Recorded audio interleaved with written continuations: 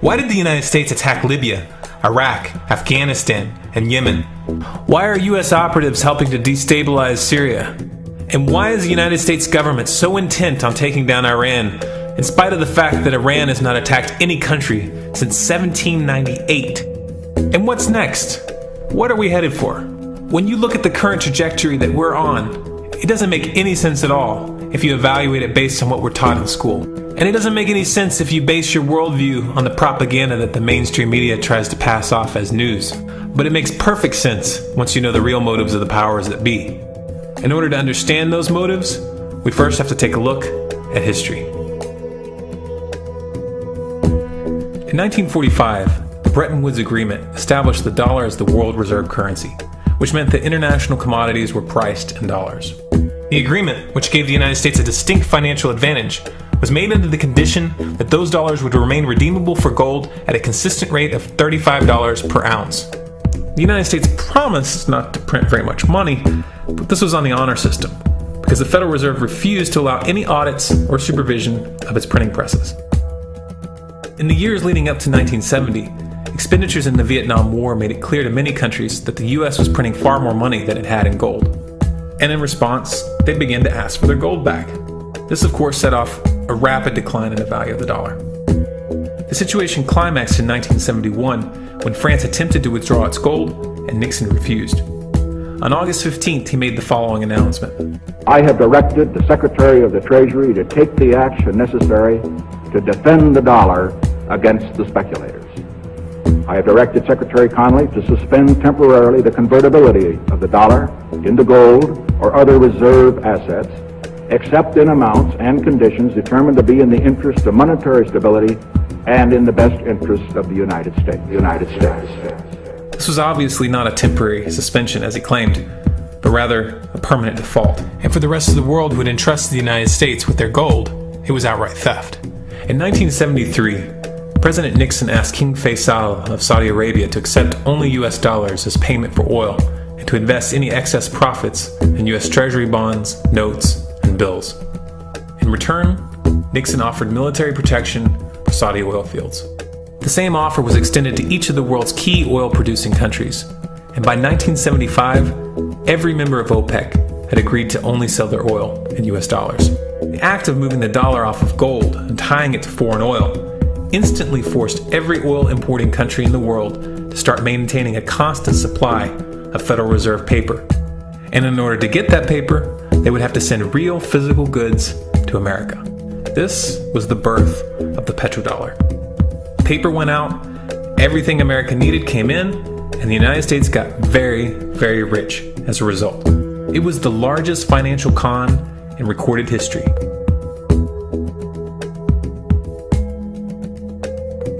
The arms race of the Cold War was a game of poker.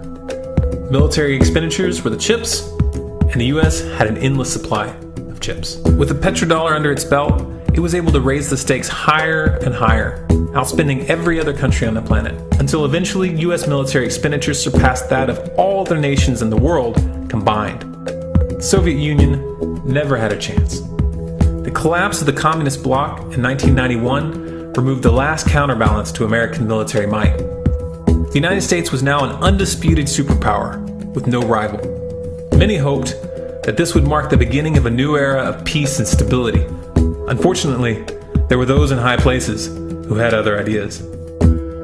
Within that same year, the US invaded Iraq in the First Gulf War. And after crushing the Iraqi military and destroying their infrastructure, including water purification plants and hospitals, crippling sanctions were imposed which prevented that infrastructure from being rebuilt.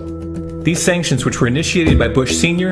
and sustained throughout the entire Clinton administration, lasted for over a decade and were estimated to have killed over 500,000 children. The Clinton administration was fully aware of these figures. We have heard that 500,000 children have died. I mean, that's more children than died in Hiroshima. And you know, is the price worth it? I think this is a very hard choice, but we think the price is worth it. Miss Albright, what exactly was it that was worth killing 500,000 kids for? In November of 2000, Iraq began selling its oil exclusively in euros. This was a direct attack on the dollar and on U.S. financial dominance, and it wasn't going to be tolerated. In response, the U.S. government, with the assistance of the mainstream media, began to build up a massive propaganda campaign claiming that Iraq had weapons of mass destruction and was planning to use them. In 2003, the U.S. invaded, and once they had control of the country, oil sales were immediately switched back to dollars. This is particularly notable due to the fact that switching back to the dollar meant a 15 to 20% loss in revenue due to the euro's higher value. It doesn't make any sense at all unless you take the petrodollar into account. So I came back to see him a few weeks later, and by that time we were bombing in Afghanistan. I said, "Are we still going to war with Iraq?" And he said, "Oh, it's worse than that." He said, he reached over on his desk, he picked up a piece of paper, he said, I just got this down from upstairs, meaning the Secretary of Defense's office today, and he said, "This is a memo that describes how we're going to take out 7 countries in 5 years, starting with Iraq and then Syria, Lebanon, Libya, Somalia, Sudan, and finishing off Iran. Let's take a look at the events of the past decade and see if you see a pattern.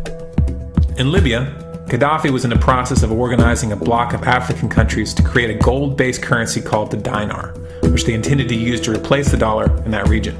US and NATO forces helped destabilize and topple the Libyan government in 2011, and after taking control of the region, US armed rebels executed Gaddafi in cold blood and immediately set up the Libyan Central Bank.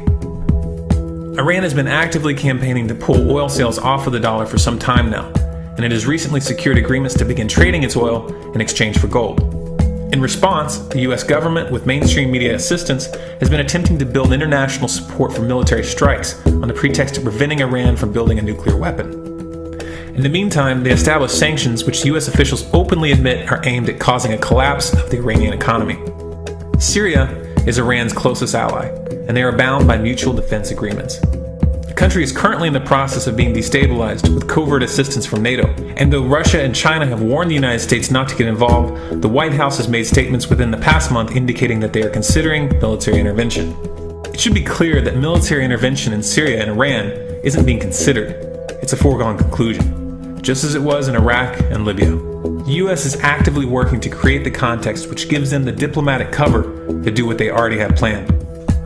The motive for these invasions and covert actions becomes clear when we look at them in their full context and connect the dots. Those who control the United States understand that even if a few countries begin to sell their oil in another currency, it will set off a chain reaction and the dollar will collapse. They understand that there is absolutely nothing else holding up the value of the dollar at this point, and so does the rest of the world. But rather than accepting the fact that the dollar is nearing the end of its lifespan, the powers that be have made a calculated gambit. They have decided to use the brute force of the US military to crush each and every resistant state in the Middle East and Africa. That in itself would be bad enough, but what you need to understand is that this is not going to end with Iran. China and Russia have stated publicly and on no uncertain terms that they will not tolerate an attack on Iran or Syria. Iran is one of their key allies, one of the last independent oil producers in the region, and they understand that if Iran falls, then they will have no way to escape the dollar without going to war. And yet the United States is pushing forward in spite of the warnings. What we are witnessing here is a trajectory that leads straight to the unthinkable. It's a trajectory that was mapped out years ago in full awareness of the human consequences. But who was it that put us on this course? What kind of psychopath is willing to intentionally set off a global conflict that will lead to millions of deaths just to protect the value of a paper currency? It obviously isn't the president. The decision to invade Libya, Syria, and Iran was made long before Obama had risen to the national spotlight. And yet, he's carrying out his duty just like the puppets that preceded him. So who is it that pulls the strings? Often the best answer to questions like this are found by asking another question. Qui bono?